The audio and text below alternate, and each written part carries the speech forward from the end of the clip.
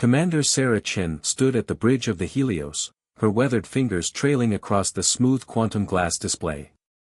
The ship hummed with an eerily quiet energy, not the typical roar of conventional engines, but the whisper of something far more dangerous. Outside, the vast expanse of the Carina Nebula painted the void in swirling purples and blues, its beauty masking the gravity of humanity's situation.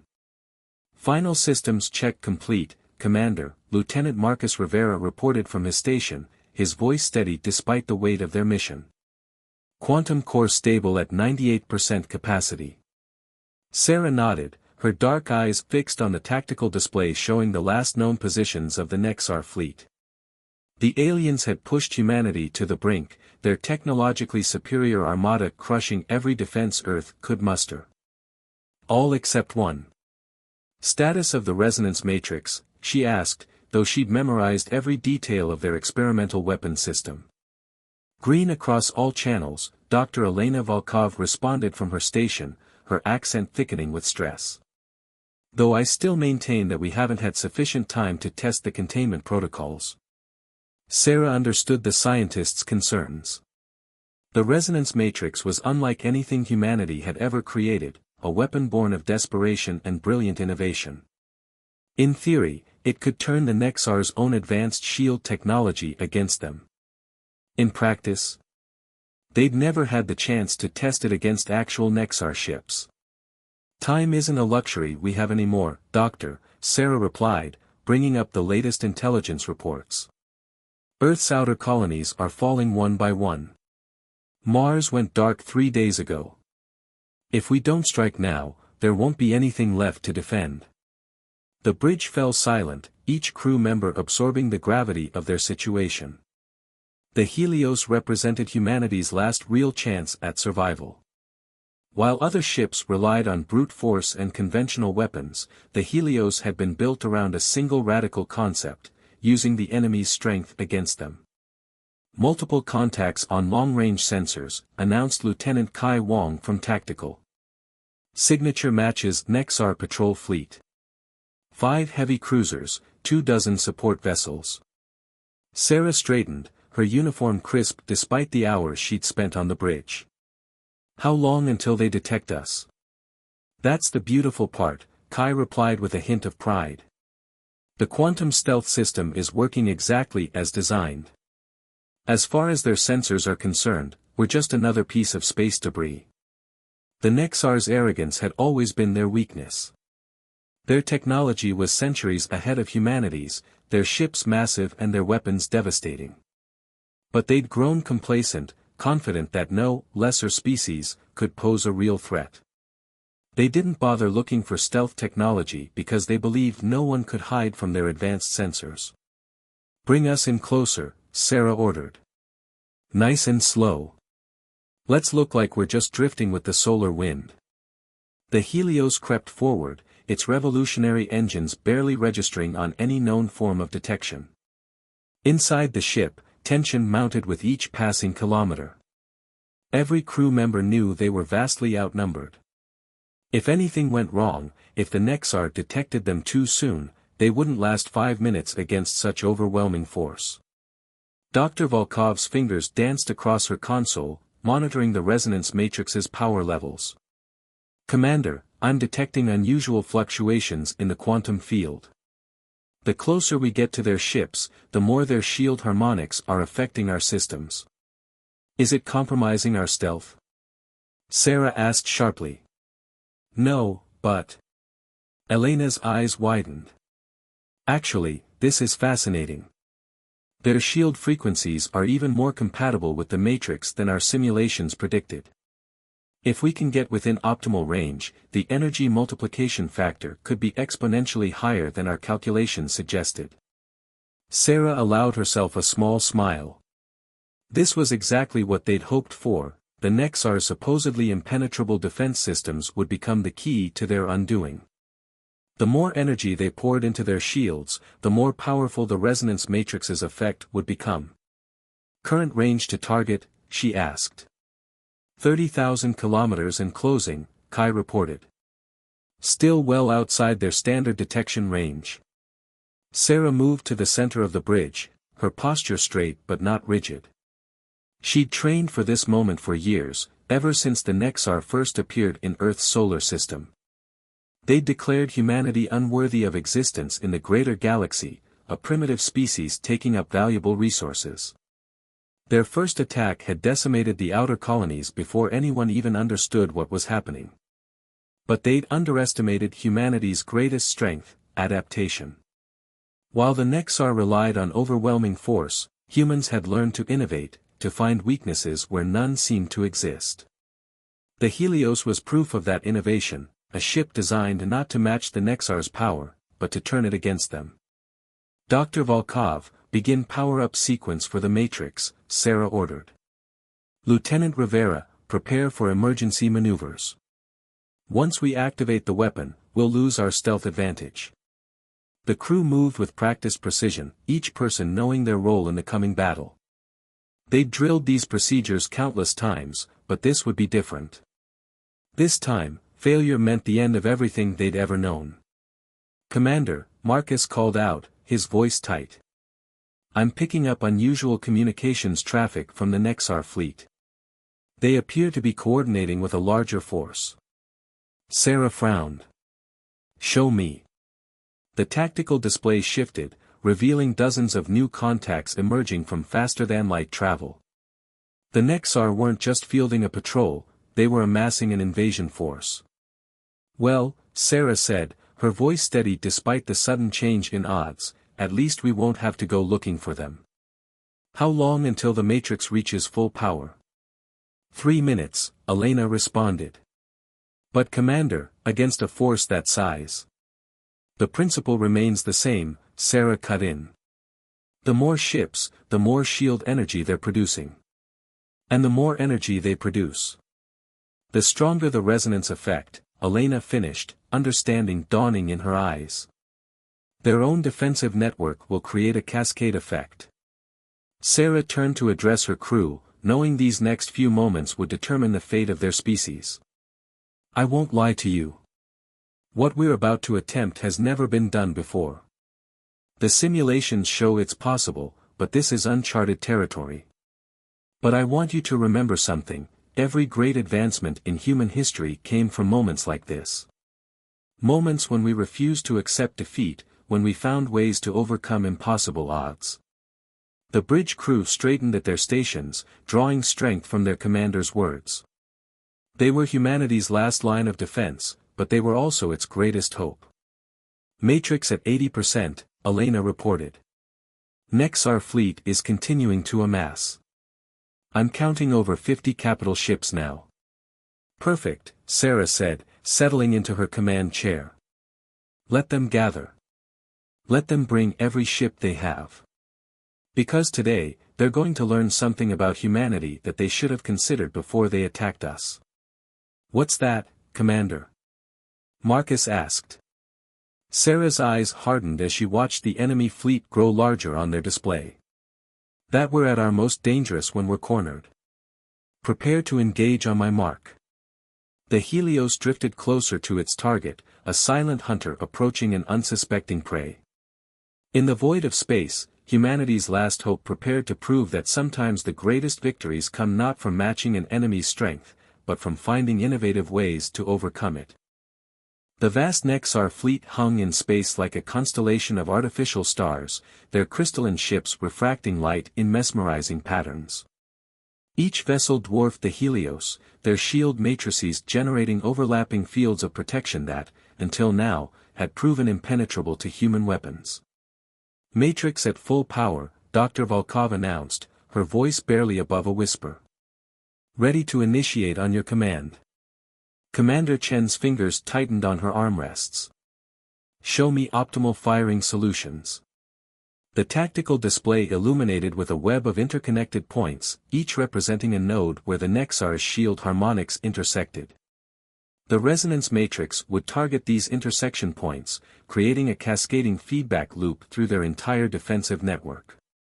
"Commander," Lieutenant Wong called out, detecting increased activity in the Nexar fleet.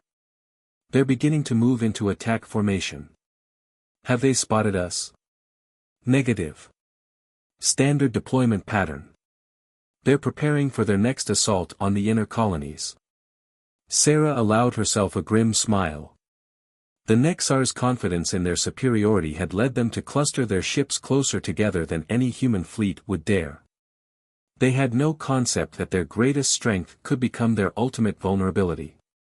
Dr. Volkov, final status check on the Matrix. Elena's hands moved across her console with practiced precision. Quantum core is stable. Resonance frequencies aligned with target shield harmonics. We'll only get one shot at this, Commander. Once we activate the Matrix, the energy discharge will reveal our position. Then we better make it count. Sarah stood from her command chair, moving to the center of the bridge. All stations, battle positions. Lieutenant Rivera, plot an escape vector through their formation. Once we fire, we'll need to move fast. The crew responded with quiet efficiency, each person knowing that humanity's survival might hinge on the next few moments. The Helios had been built for this single purpose, its entire design centered around delivering this one, devastating strike. Commander, Marcus called out suddenly, new contact. Nexar dreadnought dropping out of FTL. The tactical display shifted to show a massive vessel materializing at the heart of the Nexar fleet. Unlike the crystalline architecture of their other ships, the dreadnought was a dark monolith of impossible scale, its surface riddled with weapon emplacements. Energy readings are off the charts, Kai reported. Their shield matrix is unlike anything we've seen before.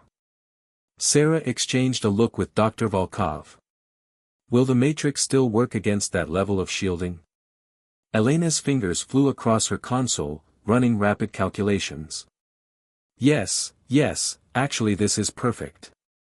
The dreadnought's shield harmonics are amplifying the entire fleet's defensive network. If we target our strike correctly, the resonance effect will be even stronger than we anticipated. Nexar fleet is moving, Marcus announced. They're forming up around the dreadnought. Shield networks are integrating. Sarah watched as the enemy vessels arranged themselves in a precise geometric pattern, their shield matrices linking together into a single, unified defensive system. The Nexar valued symmetry and order above all else, their military doctrine built around the concept of perfect technological harmony.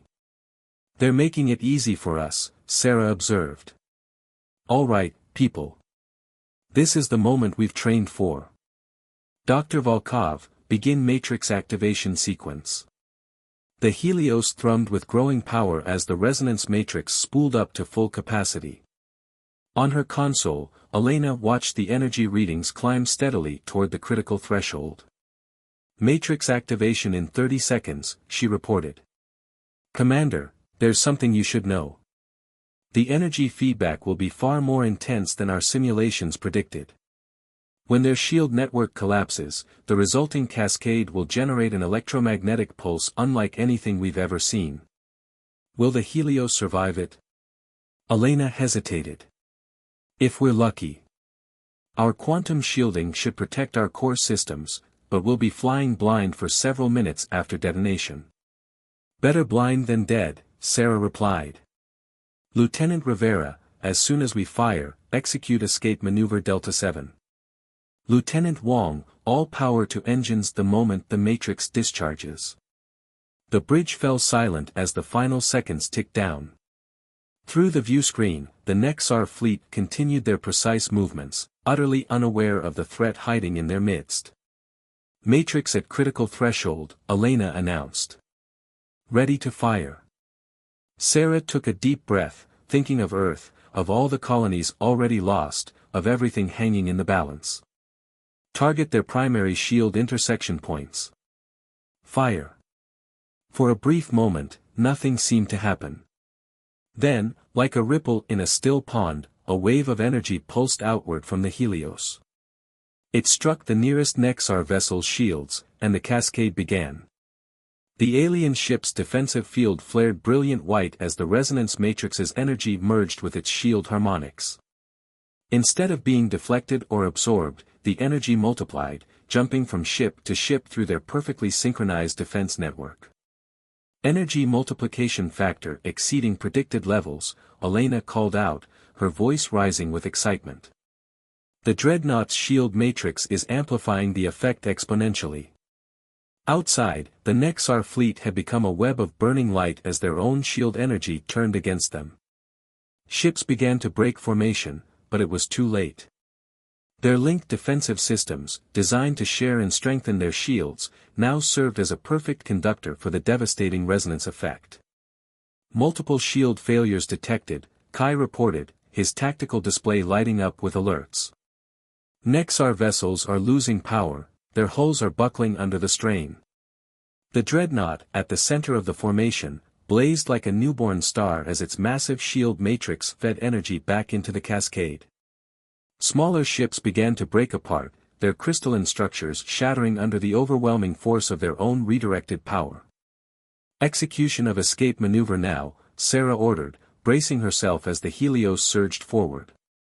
Behind them, the electromagnetic pulse Dr. Volkov had warned about expanded outward from the disintegrating Nexar fleet. The wave caught them just as they cleared the formation.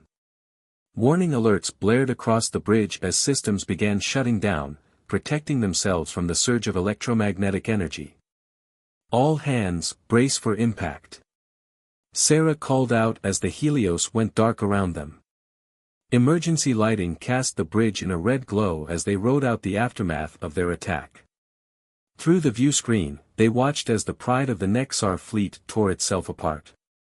The Dreadnought, its shield matrix finally overloaded, split down the middle like a broken crystal, secondary explosions chaining through its massive hull. Damage report, Sarah called out as their systems began to recover.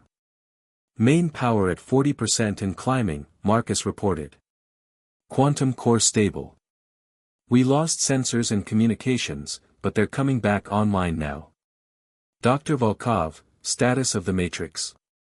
Elena looked up from her console, tears of joy in her eyes. It worked better than we ever imagined, Commander. The Nexar's own technological arrogance became their undoing. Their perfect shield harmonics, their synchronized defensive networks, they never considered someone might turn that precision against them. Sarah watched as the remnants of the Nexar fleet drifted in space, their once mighty vessels reduced to fragments. Send a message to Earth Command as soon as communications are restored. Tell them humanity just proved that sometimes the biggest strength comes from finding ways to turn an enemy's power against them. The silence that followed the destruction of the Nexar fleet was deafening.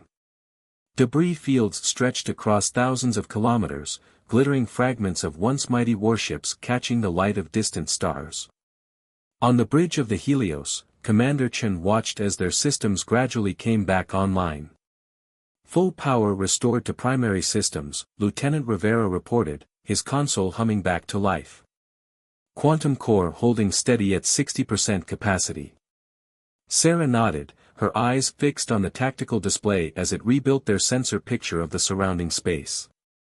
Dr. Volkov, what's the status of the resonance matrix? Operational, but we'll need at least 2 hours to rebuild sufficient charge for another deployment. Elena's fingers moved rapidly across her console. Commander, you need to see this. I'm picking up unusual energy signatures from the debris field. The main view screen shifted, showing a detailed scan of the destroyed Nexar fleet. Amid the wreckage, points of light pulsed with an eerily familiar rhythm. Their shield technology, Elena explained, her voice tight with concern. Even in defeat, it's adapting. The remaining shield nodes are attempting to reconfigure themselves. Lieutenant Wong leaned forward at his tactical station. Commander, detecting multiple FTL signatures approaching. Long-range sensors indicate at least 3 more Nexar battle groups converging on our position. Sarah's jaw tightened. They'd struck a devastating blow, but the Nexar were far from defeated. If anything, they'd just proven themselves to be humanity's most serious threat. How long until they arrive? First group will be here in less than 30 minutes. The others shortly after. Sarah moved to the center of the bridge, her mind racing through options. Dr. Volkov, you said the matrix needs 2 hours to recharge. Is there any way to speed that up? Elena shook her head. Not without risking a critical overload. But Commander, there might be another way. She brought up a new set of readings on the main display. The Nexar shield fragments we're detecting, they're not just adapting. They're evolving. Explain. Their technology operates on principles we barely understand. It's quasi-organic, capable of learning and changing. When we used the resonance matrix, we didn't just destroy their ships. We forced their shield systems to experience something entirely new. Understanding dawned in Sarah's eyes. They're learning from their defeat. Yes, but so can we. Elena's voice grew excited. If we can capture and analyze one of these active shield fragments, we might be able to modify the matrix to counter their adaptations. Better yet, we might be able to incorporate their own technological evolution into our weapon system. Lieutenant Rivera looked up from his station. Commander, we're being hailed. It's Earth Command. The main screen shifted to show Admiral Zhang, his face grave despite their recent victory. Commander Chen, we've detected multiple Nexar fleets mobilizing throughout the sector. Whatever you did out there, you've got their attention. We're dispatching every available ship to your position, but they're at least 4 hours out. Understood, Admiral. Sarah straightened. Request permission to attempt recovery of Nexar shield technology for analysis and potential integration with our systems. Denied, Commander. Your orders are to return to Earth immediately. We can't risk losing the Helios or its technology. Sarah glanced at Dr. Volkov, who was shaking her head urgently. Sir, with respect, if we leave now, we lose our only chance to stay ahead of their technological evolution. The Nexar are already adapting to our attack. If we don't adapt faster, the resonance matrix will be useless against their next fleet. Admiral Zhang was silent for a long moment. You have 20 minutes to attempt recovery. After that, you plot a course for Earth, regardless of the outcome. Is that clear? Crystal clear, sir. Chin out. The bridge erupted into activity as soon as the transmission ended. Sarah turned to her crew. Dr. Volkov, coordinate with Lieutenant Wong. I want a recovery plan for those shield fragments in the next 5 minutes. Lieutenant Rivera, plot multiple escape vectors. When those Nexar fleets arrive, I want options. Commander, Marcus called out, detecting unusual energy fluctuations from the debris field. The active shield fragments, they're moving. The tactical display showed dozens of glowing points of energy beginning to coalesce, drawn together by some unseen force. The fragments of Nexar shield technology were reconstructing themselves, forming new patterns in space. Their adaptive capabilities are far beyond what we theorized, Elena breathed, watching the data scroll across her screen. The shield fragments aren't just evolving, they're communicating with each other. Sarah watched as the points of light continued to merge and reshape themselves. How long until the first Nexar fleet arrives? 22 minutes, Kai reported. Wait, energy spike. Something's happening in the debris field. The fragments of Nexar shield technology had formed into a complex geometric pattern, pulsing with increasing intensity. Suddenly, a beam of energy shot out from the formation, striking a piece of destroyed Nexar ship. The debris began to reconstruct itself, crystalline structures growing and reforming. They're not just adapting, Elena whispered. They're rebuilding. Sarah's mind raced through the implications. The Nexar technology was more resilient than anyone had imagined, capable of reconstructing itself from nearly total destruction. But in that process, it was also vulnerable, operating on instinct rather than under conscious control. Dr. Volkov, can we use the matrix to interface with those shield fragments? Not to destroy them, but to communicate with them? Elena's eyes widened as she grasped the commander's idea. Yes, theoretically we could use the matrix's resonance frequencies to establish a connection. But Commander, if we do that, we risk exposing our systems to their technology. The integration could go both ways. Right now, that's a risk we have to take. Sarah turned to address her crew. What we're about to attempt goes against every protocol in the book. If anyone wants to object, now's the time. The bridge remained silent, each crew member standing firm at their station. They'd come too far to back down now. Dr. Volkov, begin matrix reconfiguration for technological interface. Lieutenant Wong, maintain weapons lock on those shield fragments. If this goes wrong, I want to be able to destroy them instantly. Lieutenant Rivera, stand by for emergency maneuvers. As the Helios moved closer to the swirling mass of reconstructing Nexar technology, Sarah Chen knew they were about to cross a line from which there was no return. They were no longer just fighting the Nexar, they were about to attempt something far more dangerous, merging with their technology. The future of humanity would depend not just on their ability to destroy their enemies' weapons, but on their capacity to understand and adapt them. It was a gamble that could either save their species or doom it entirely. The Helios hung suspended in space, surrounded by the swirling dance of reconstructing Nexar technology. On the bridge, time seemed to slow as Dr. Volkov made the final adjustments to the resonance matrix. Matrix reconfigured for interface mode, Elena announced, her voice steady despite the tension. Commander, I should warn you, once we establish connection with their technology, there's no way to predict exactly what will happen. Noted, Sarah replied, watching the tactical display as it tracked the approaching Nexar fleets. Time to intercept. First fleet will arrive in 12 minutes, Kai reported. The shield fragments are showing increased activity. Whatever they're trying to rebuild, they're accelerating the process. Sarah moved to stand behind Elena's station, studying the complex patterns of energy flowing through the debris field. Begin interface sequence. The resonance matrix hummed to life, but instead of the destructive pulse they'd used before, it emitted a subtle wave of energy that rippled out toward the Nexar shield fragments. For a moment, nothing seemed to happen. Then everything changed. The shield fragments froze in space, their chaotic movements suddenly halting. A new pattern of energy began to form, neither purely human nor Nexar in nature.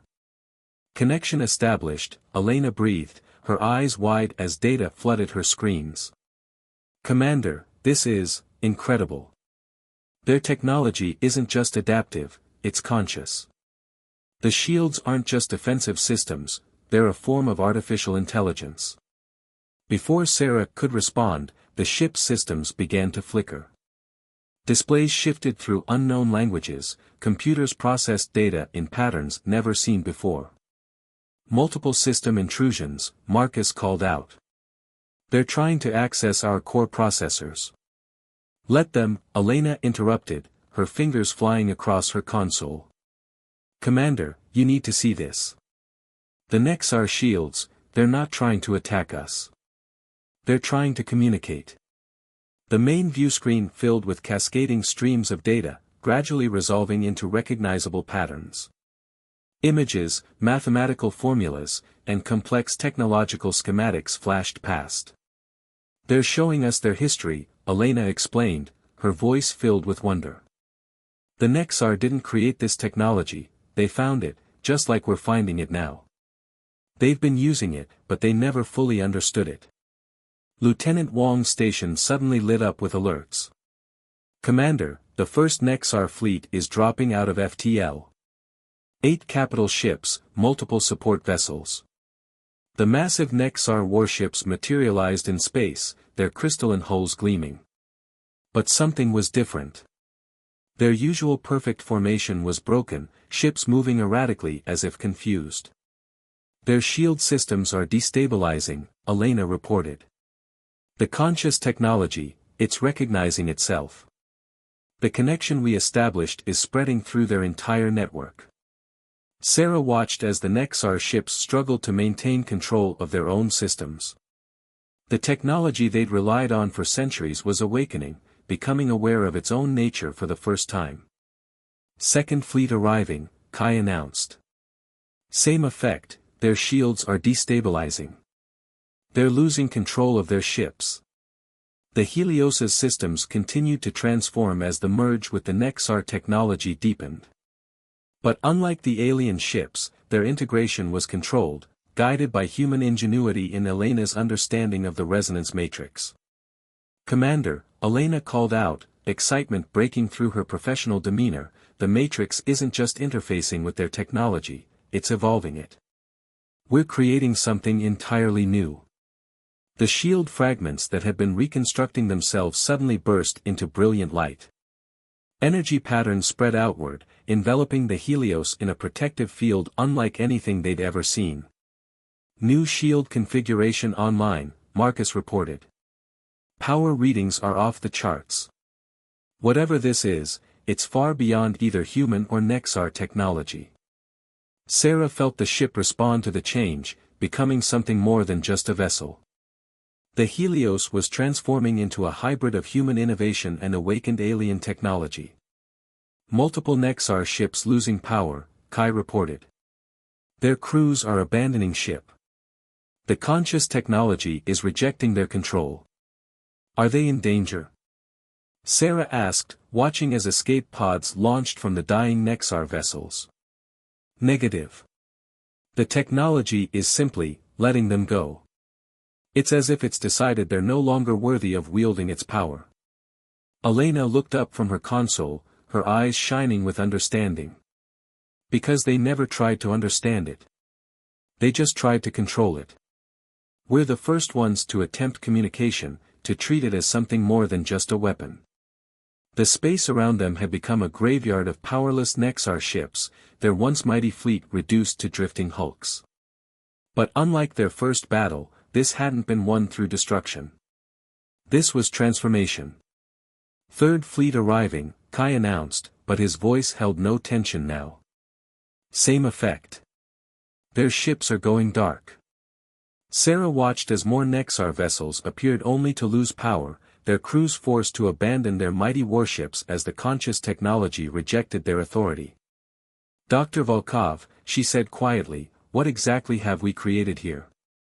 Elena studied her readings, shaking her head in amazement. "Something that could change everything, Commander. We've not just defeated the Nexar, we've inherited the true power they never understood. This technology doesn't want to be a weapon. It wants to evolve, to grow, to understand. And it's chosen humanity as its partner."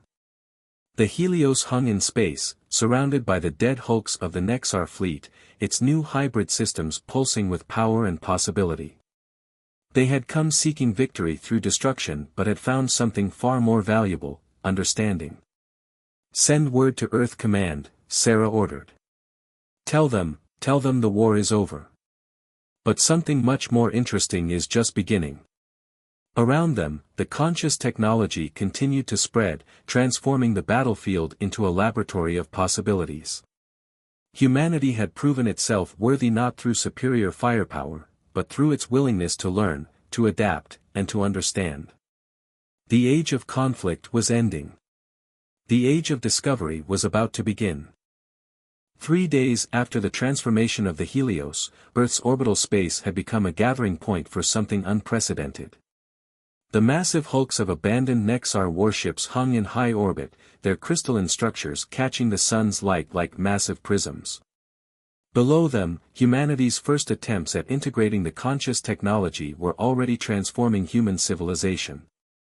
Commander Sarah Chen stood in the observation deck of Earth Command's orbital station, watching as teams of scientists and engineers swarmed around the Helios in specialized work pods. The ship had become more than just a vessel, it was now a bridge between two technologies, a prototype for humanity's future. "The applications are virtually limitless," Dr. Elena Volkov explained, projecting a holographic display of their latest findings. "The conscious technology doesn't just want to be defensive shields or weapons, it wants to solve problems, to build, to explore."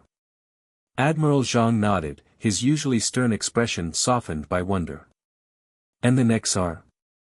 Any response since their retreat?" "They've withdrawn to their core systems," Sarah reported. Our long-range scouts report their entire civilization is in upheaval. The loss of their advanced technology has shattered their empire's foundation. Good, the admiral replied.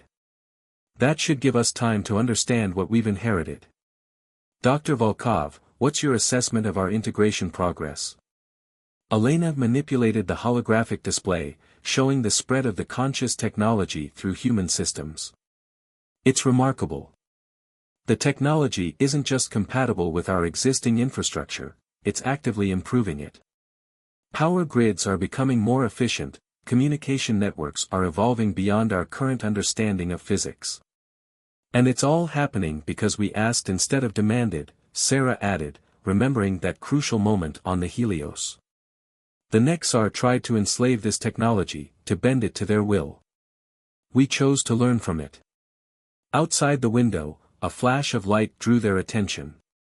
One of the research teams had successfully activated a portion of Nexar hull plating, causing it to reshape itself into a new configuration.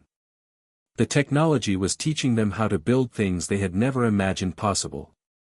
There's something else you should see, Elena said, her voice taking on a more serious tone. She brought up a new set of data streams. We've begun decoding more of the technology's stored history. It wasn't created by any single species, it's the accumulated knowledge of countless civilizations, each adding their own understanding before passing it on.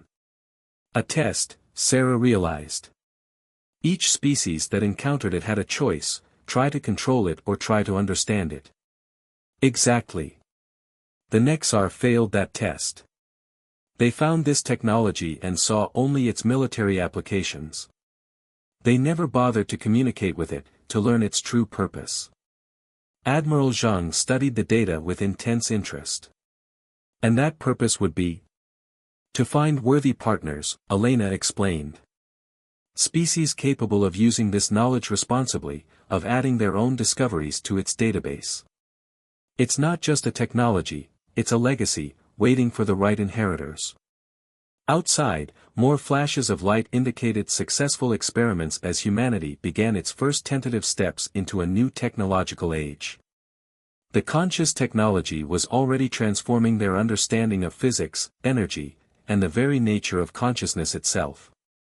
We've received requests from every major research institution on Earth, the Admiral said. Everyone wants to study this technology. How do we proceed?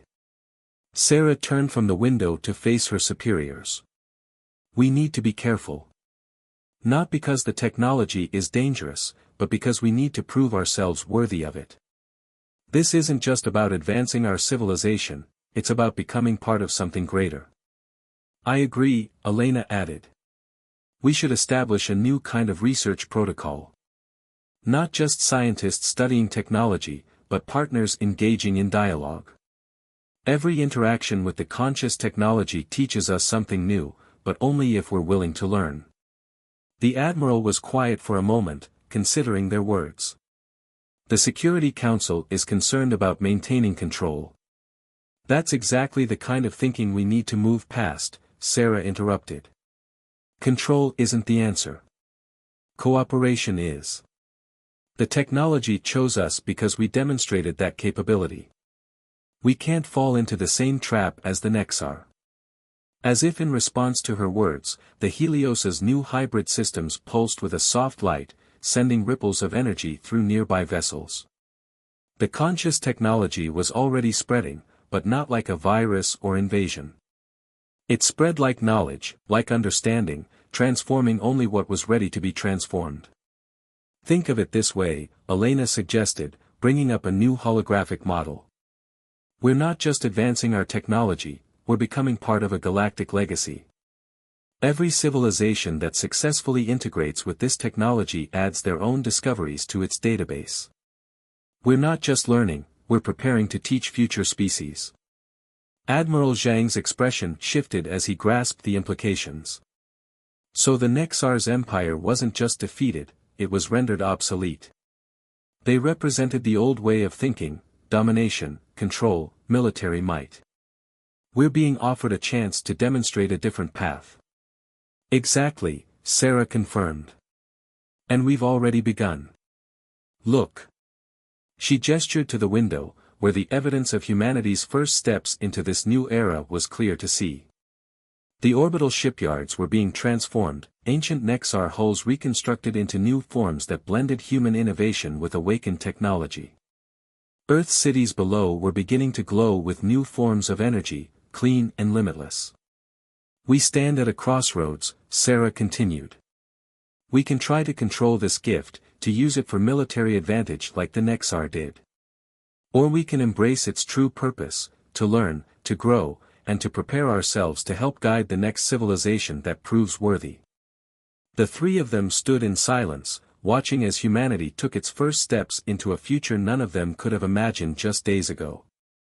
The age of warfare and empire was ending. The age of understanding and cooperation was about to begin. In the space above Earth, the Helios continued to pulse with its new hybrid energy, a beacon of possibility in the darkness. Humanity had not just survived its greatest challenge, it had evolved beyond it, proving that true strength comes not from the power to destroy, but from the wisdom to understand. The dawn of a new era had arrived, and its light would transform not just Earth, but the entire galaxy.